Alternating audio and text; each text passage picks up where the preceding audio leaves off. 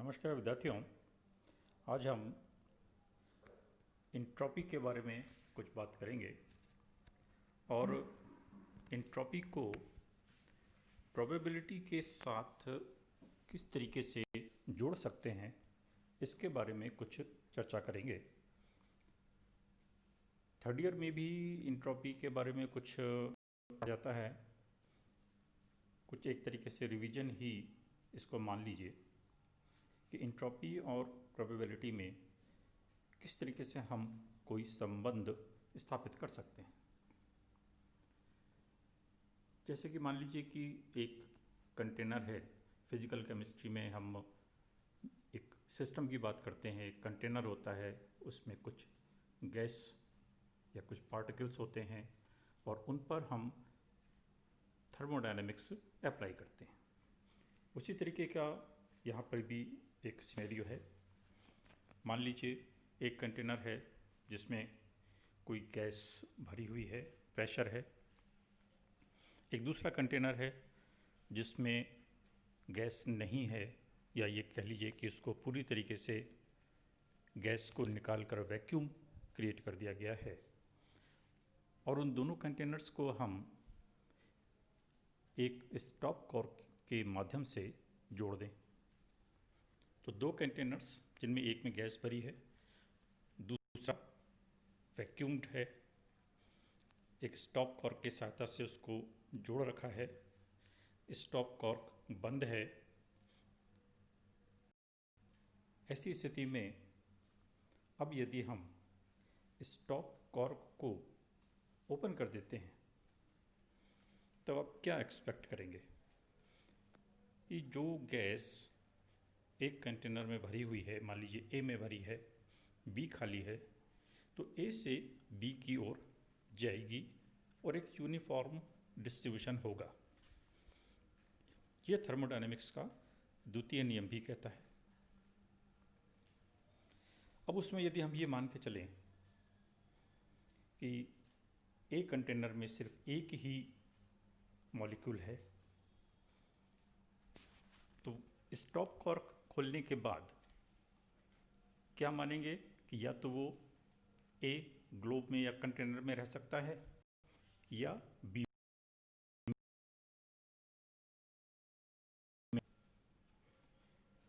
तो ए में ही बने रहने की उसकी संभावना कितनी हो जाएगी? 1/2। ये हम प्रोबेबिलिटी से देखते हैं, या प्रोबेबिलिटी का लॉ है। अब यदि अगर दो मॉलिक्यूल्स हैं एक कंटेनर में, उसको यदि हम स्टॉप कॉर्क को ओपन करते हैं तब क्या प्रोबेबिलिटी बनती है कि वो दोनों मॉलिक्यूल्स या तो ए कंटेनर में होंगे या बी में होंगे, या एक ए में होगा एक बी में होगा, या फिर इनकी अदला बदली हो सकती है। यानी 4 प्रोबेबिलिटी बनेंगी।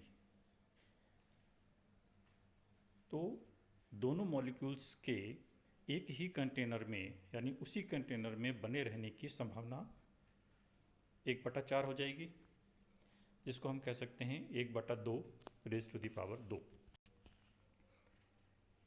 यहाँ पर 1/2 में जो 2 है वो है नंबर ऑफ मॉलिक्यूल्स।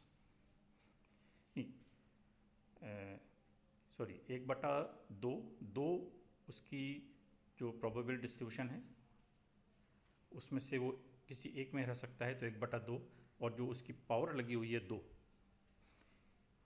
ये 2 पावर जो हैं ये नंबर ऑफ मॉलिक्यूल बताते हैं। यानी 3 मॉलिक्यूल अगर होंगे तो 1/2 रेज़ टू द पावर 3 हो जाएगा। 4 मॉलिक्यूल हैं तो 1/2 रेज़ टू द पावर 4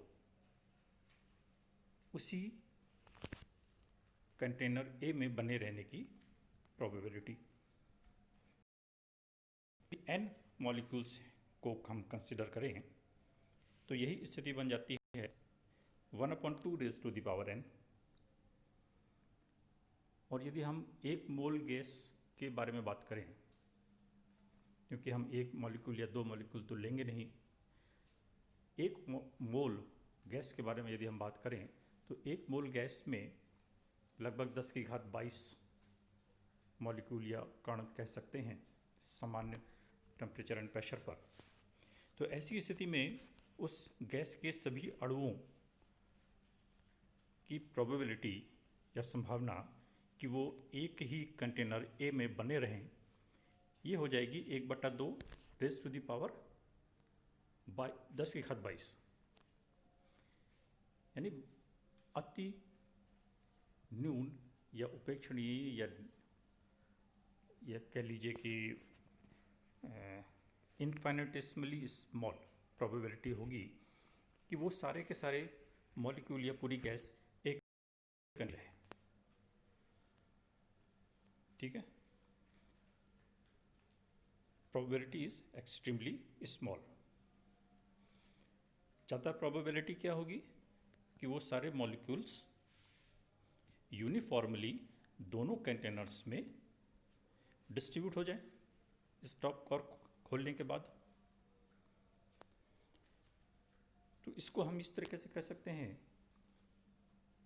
कि डिस्ट्रीब्यूशन ना होने की प्रोबेबिलिटी बहुत कम है और यूनिफॉर्म डिस्ट्रीब्यूशन होने की प्रोबेबिलिटी बहुत अधिक है। Probability of uniform distribution is very large. Uniform distribution spontaneous process है, यह स्वतः होने वाला एक प्रक्रम है। सकते हैं कि जितने भी हमारे जो स्पॉन्टेनियस प्रोसेस है वो लेस प्रोबेबल से मोर प्रोबेबल स्टेट की तरफ चलता है और ऐसी स्थिति में इंट्रॉपी इंक्रीज होती है। ये एक सामान्य स्टेटमेंट है। तो इसका तात्पर्य हो जाता है कि इंट्रॉपी और प्रोबेबिलिटी के बीच में कोई ना कोई संबंध होना चाहिए।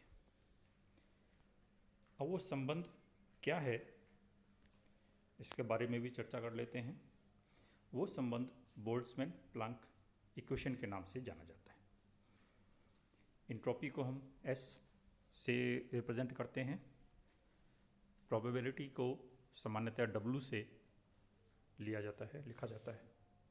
तो S और W के बीच में क्या संबंध है उसको हम कह सकते हैं सामान्य रूप से S equal to function of W, अर्थात इंट्रॉपी का जो रिलेशन है या संबंध है S, वो प्रोबेबिलिटी के किसी फंक्शन पर निर्भर करता है। अब वो फंक्शन क्या है इसको भी हम मोटे रूप से देख सकते हैं। मान लीजिए 2 कंटेनर हैं A और B, इनमें की जो इंट्रॉपी है वो हम यदि मान के चलें SA और SB और प्रोबेबिलिटी WA एंड WB है। थर्मोडायनेमिक्स में हम एक इनिशियल स्टेट मानते हैं और एक फाइनल स्टेट मानते हैं। तो ये हमारी इनिशियल स्टेट है, जबकि दोनों कंटेनर्स के बीच में स्टॉप कॉर्क को हमने ओपन नहीं किया है। तो 2 कंटेनर्स, उनकी इंट्रॉपी SA और SB, प्रोबेबिलिटी WA और WB। अब यदि हम दोनों कंटेनर्स को या दोनों सिस्टम्स को अभी जब तक स्टॉप कॉर्क बंद है तब तक वो दोनों अलग अलग कंटेनर्स हैं या अलग अलग सिस्टम है। अब यदि हम स्टॉप कॉर्क ओपन करते हैं तो वो एक सिस्टम बन जाता है, कंबाइंड सिस्टम बन जाएगा। वो हमारी फाइनल स्टेज हो जाएगी। तो स्टॉप कॉर्क खोलने के बाद हमारे पास अंतिम अवस्था या फाइनल स्टेज आती है। ऐसी स्थिति में जबकि हमने स्टॉप कॉर्क ओपन कर दी है तो प्रोबेबिलिटी एक मल्टीप्लिकेटिव प्रॉपर्टी है। ऐसी स्थिति में जो फाइनल हमारे पास स्थिति है या स्टेज है, उसकी प्रोबेबिलिटी हो जाएगी WA इंटू WB।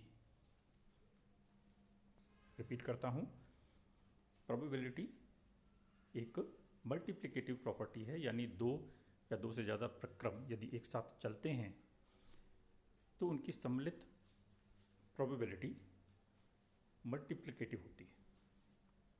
जबकि इंट्रॉपी एक एडिटिव प्रॉपर्टी है, तो फाइनल स्टेज की प्रोबेबिलिटी हो जाएगी SA प्लस SB। तो रिलेशन हमारे पास आता है SA प्लस SB बराबर function of WA into WB। अब यदि हम SA की जगह पर फंक्शन ऑफ WA रख दें और SB की जगह पर फंक्शन ऑफ WB रख दें, तब आप देखेंगे हमारे पास रिलेशन आता है F function of WA into WB अर्थात फाइनल स्टेज बराबर function of WA plus function of WB। तो ये जो कंडीशन है, ये कंडीशन यदि आप को ध्यान आए लॉगरिथमिक होती है। लॉग का रिलेशन है कि log A इंटू बी बराबर log A plus log B। उसी तरीके का फंक्शन यहाँ पर ये निकल के आया है, अर्थात यहाँ पर जो फंक्शन है प्रोबेबिलिटी का वो लॉगरिथमिक है। तो हम इसको लिख सकते हैं S is equal to K ln W यानी log W, और एक कांस्टेंट K और लगा दिया है, क्योंकि S बराबर ln W लिखेंगे तब तो वो बराबर से हो जाएगा, इक्वल हो जाएगा। इक्वल नहीं होता, इसलिए हमको एक कांस्टेंट लगाना है K, ठीक है, और एक कांस्टेंट एडिशन में यानी प्लस C हम और लगाएंगे। तो इस तरीके से हमारे पास एक रिलेशन बन जाता है S बराबर K ln W plus C। K Boltzmann constant है, आपने पहले भी फर्स्ट ईयर में भी पढ़ाते हैं। बोल्ट्जमैन कांस्टेंट है, यूनिवर्सल कांस्टेंट है। ये बोल्ट्जमैन कांस्टेंट एक अणु के लिए लागू होता है। जिस तरीके से गैस कांस्टेंट R एक मोल गैस के लिए लागू होता है, उसी तरीके से बोल्ट्जमैन कांस्टेंट K एक मोल गैस के लिए लागू होता है। तो इस तरीके से हमारे पास इंट्रॉपी और प्रोबेबिलिटी के बीच में एक रिलेशन निकल के आ जाता है। ये equation S equal to K ln W बहुत महत्वपूर्ण है, और हम इसको कई जगह पर प्रयोग में लाते रहेंगे। तो जब भी अगर पूछा जाए कि इंट्रॉपी और प्रोबेबिलिटी के बीच में रिलेशन क्या है, तो उसको हम कहेंगे S equal to K ln W या लॉगरिथमिक का रिलेशन। ठीक, आज के लिए फिलहाल हम इतना ही। नेक्स्ट वीडियो में इसके आगे और चर्चा करेंगे।